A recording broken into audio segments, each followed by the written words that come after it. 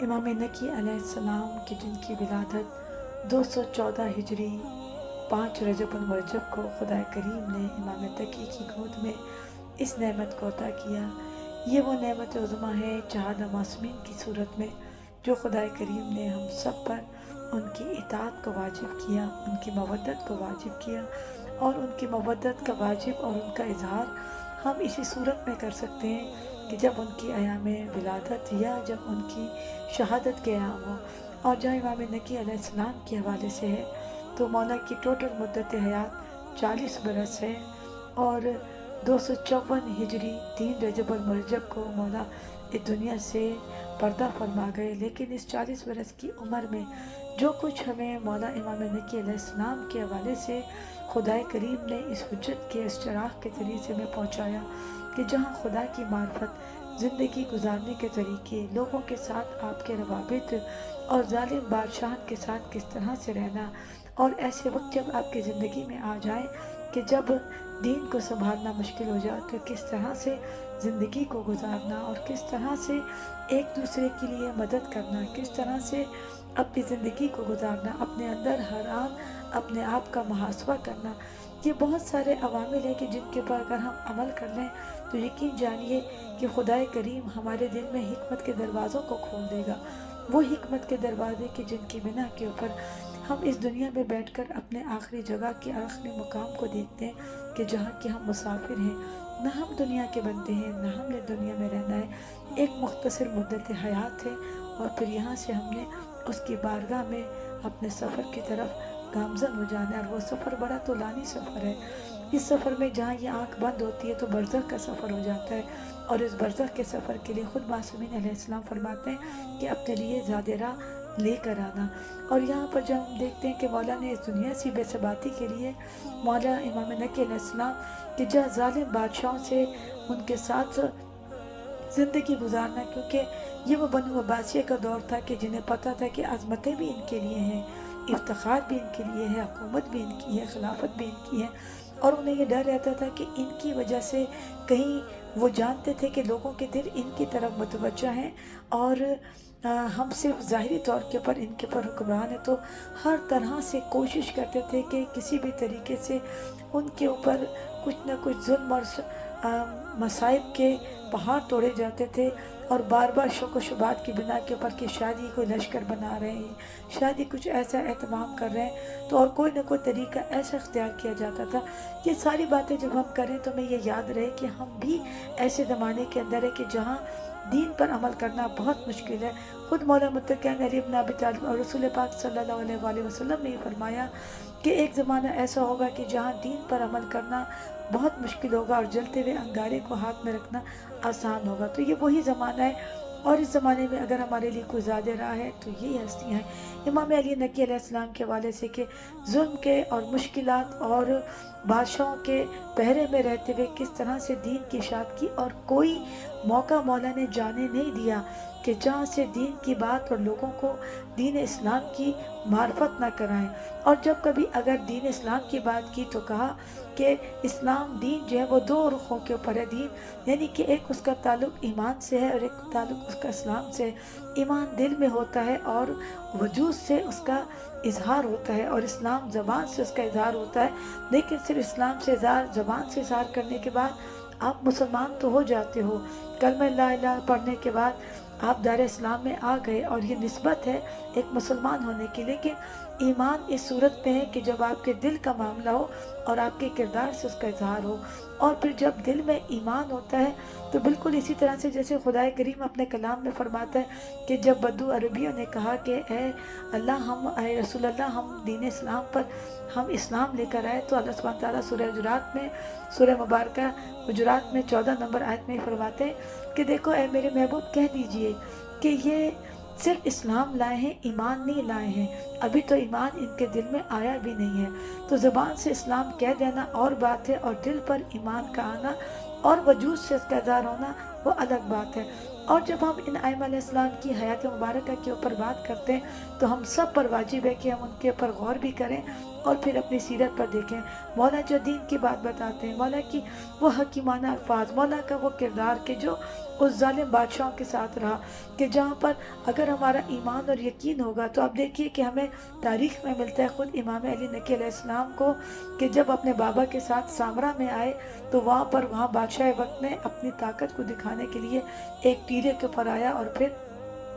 اپنے لشکر کو دکھایا. تو اس وقت مولا نے اس کی آنکھوں کے آگے اپنے دست امامت کو پھیرا تو فوراً اس کی آنکھوں نے وہ دیکھنا شروع کیا کہ زمین اور آسمان کے درمیان میں فرشتوں کا لشکر ہے اور وہ اس وقت مولا کے حکم کے منتظر ہیں. اس نے جب یہ دیکھا تو یہ غش کھا گیا. مولا نے اس کو ہوش میں لایا اور کہا کہ یہ لشکر تمہارے لیے نہیں ہے، لیکن جس لشکر کو تم دکھا رہے ہو یہ ہم ان لشکروں سے توقع نہیں کرتے اور نہ ہی ہم ان کے اوپر کسی قسم کا اثر رکھتے ہیں. خدا کریم نے ہمیں دنیا اور آخرت کی طاقتیں دے کر بھیجا ہے اور ہمیں بندگان خدا کو اس کی معرفت کے لیے بھیجا ہے. مولا نے اپنی زندگی میں بہت ساری باتوں کی طرف توجہ کرائی، خدا کی توحید کی طرف، عمل کی طرف، فکر کی طرف. اور سب سے بڑی بات کہ جب مولا کے زمانے میں مولا کے چاہنے والوں میں سے کچھ لوگوں نے یہ غلو کیا اور ایک نے مولا کے دین کو، اس دین کو کہ جو اللہ تعالیٰ نے اپنی بارگاہ میں اپنے محبوب کو یہ کہہ کر اپنے دین کو قرآن مجید میں کہ ان دین عند اللہ اسلام، کہ اللہ کے نزدیک اگر کوئی دین ہے تو وہ دین اسلام ہے. اور وہ راستہ بتانے کے لیے 1,24,000 انبیاء اور رسول پاک صلی اللہ علیہ وآلہ وسلم اور 14 معصومین کو مبعوث فرمایا کہ ان کے ساتھ متمسک رہو، یہ ہدایت کے چراغ ہیں. تو کسی ایسی نادان نے پھر یہ کہنا شروع کر دیا کہ نعوذ باللہ کہ مولا علی امام نقی علیہ السلام ہی خدا ہے، ان کی عبادت کرو اور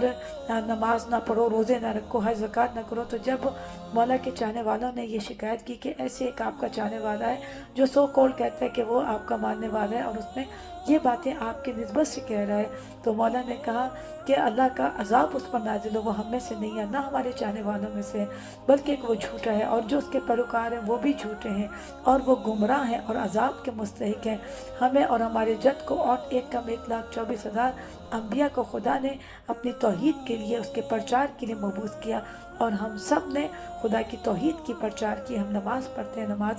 نمازیں پڑھتے ہیں، روزے رکھتے ہیں، حج زکوٰۃ جتنے بھی عوامل ہمارے جد نے اور انبیاء اسلام نے ہم تک ہمارے ذریعے سے پہنچائے، یہ واجب ہے اور ہم بندگان خدا ہیں اور اس کی عبادت کرتے ہیں. یعنی کہ یہ غلو کہ جو ائمہ علیہ السلام کی ہستی کے لیے کہ نعوذ باللہ خدا تک ان کو پہنچا دیتے ہیں، بلکہ یہ خدا کی پہچان کا ذریعہ ہے. خدا کریم خود فرماتا ہے کہ کنت کنزا مخفیہ، میں چھپا ہوا خزانہ تھا، میں نے چاہا کہ میں پہچانا جاؤں تو میں نے ان ہستیوں کو روئے عرض کے پر بھیجا. ان کی محبت، ان کی مودت، ان کی سیرت پر عمل کرنا، ان کی معرفت حاصل کرنا ہم سب پر واجب قرار دیا. دیکھیے کہ مولا کی ٹوٹل مدت حیات 40 برس ہے. اس 40 برس کے اندر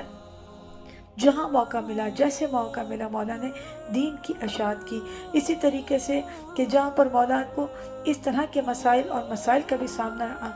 پیش آیا کہ جہاں پر مولا اگر چاہتے تھے کہ اگر جہاں پر دیکھا کہ مدینہ منورہ کے اندر کوئی شخص بہت غلط طریقے سے ظلم و ستم کر رہا ہے بندگان خدا کے اوپر اور اگر شکایت بھیجی تو بادشاہ وقت نے بہانے سے کر کے انہیں وہ جسے آج کے زمانے میں کہا جاتا ہے کہ دنیا سے ہٹا کر اور ایسی جگہ پر بند کر دیا جائے کہ سو کال یہ کہا جائے کہ آپ کی حفاظت کے لیے نظر بندی،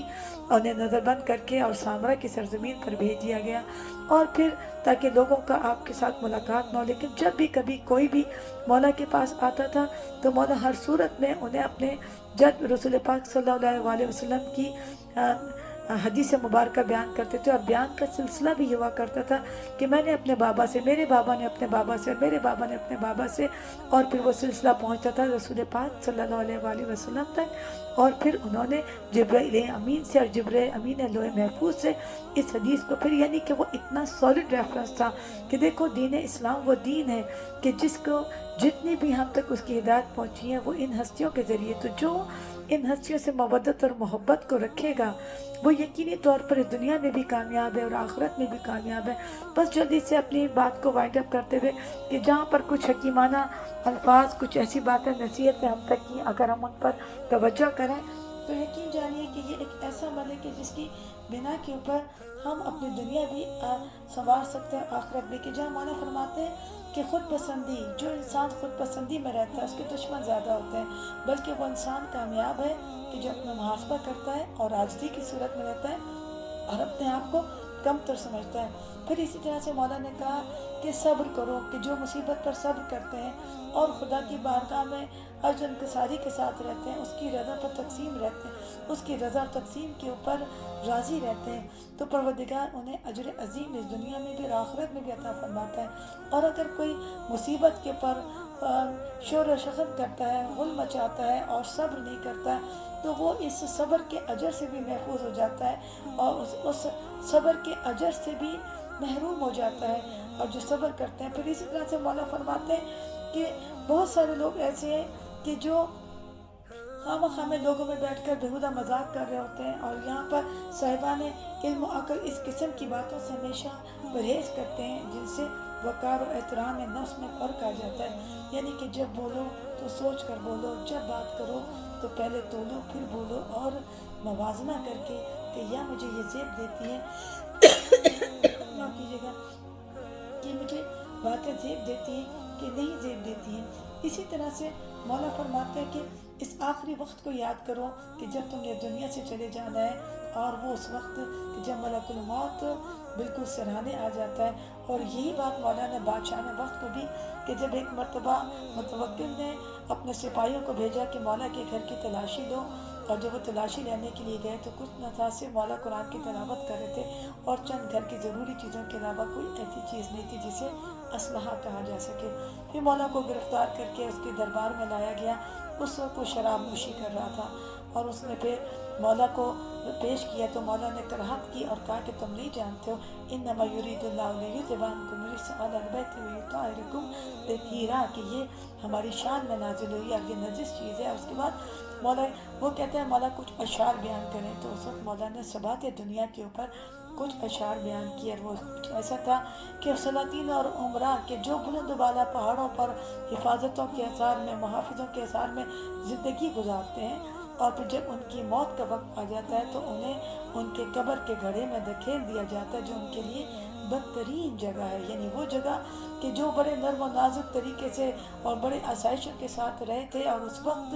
قبر میں ایک منادی ندا دیتا ہے اور کہتا ہے کہ کہاں گئے تمہارے تخت اور تاج اور طلا، اور کہاں گئے تمہارے وہ لباس فاخرہ، اور کہاں گئے وہ تمہارے نرم و نازک چہرے۔ تو قبر سے یہ آواز آتی ہے کہ ہاں وہ مٹی میں مل گئے، اور یہ جن کے نازک اور خوبصورت چہرے تھے ان کے اوپر اب کیڑے چل رہے ہیں، اور دنیا کے اوپر دنیا میں جو کچھ کھاتے تھے آج ان کا جسم کیڑوں کی خوراک بنا ہوا ہے۔ یعنی کہ دنیا بے ثبات ہے، لیکن بہت سے افراد ایسے بھی ہیں کہ جو اس دنیا میں ان ہستیوں کے ساتھ مودت اور محبت کے ساتھ زندگی کو گزارتے ہیں۔ تو رسول پاک کی اس حدیث مبارکہ کے اوپر کہ جو لوگ ان کی محبت میں، جنہوں نے میری آل اور سے مودت اور محبت کی، وہ شہادت کی موت اس دنیا سے گئے، اور شہادت جو انہیں خدا کریم وہ رزق کثیر عطا فرماتا ہے کہ جس کا عام انسان اس کو نہیں جان سکتا۔ بس یہ تھوڑی سی گزارشات تھی جو کرنا چاہتی تھی کہ خدا کریم حقیقی معنوں میں ہمیں ان شہادہ معصومین کی معرفت بعمل عطا فرمائے۔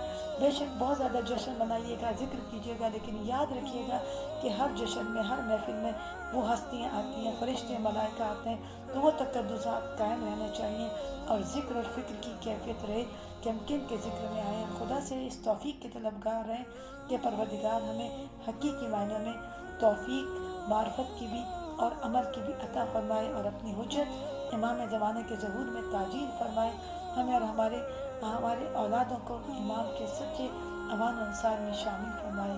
اللہم صلی علی محمد و آل محمد وعجل فرجہم۔